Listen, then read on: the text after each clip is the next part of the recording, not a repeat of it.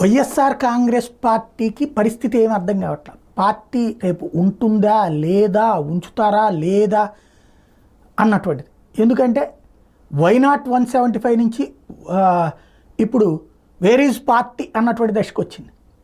Party ఈ స్థితికి పోతుంది అన్నటువంటిది ఏ ఒక్క కార్యకర్త, ఏ ఒక్క నాయకుడు ఊహించలే. కనీసం 110కి తగ్గదు అన్నటువంటిది లెక్కేసుకున్నారు.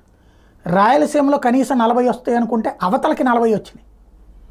అలాగే నెల్లూరు, ప్రకాశం జిల్లాల్లో 50-50 వస్తాయి అనుకుంటే ఎదుక్కోవాల్సిన పరిస్థితి వచ్చింది.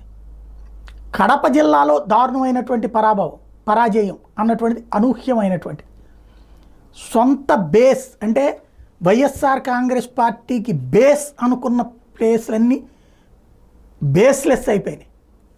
ఇప్పుడు పార్టీ ఎలా నడుస్తుంది, నడిపించడం సాధ్యమా? ఇంత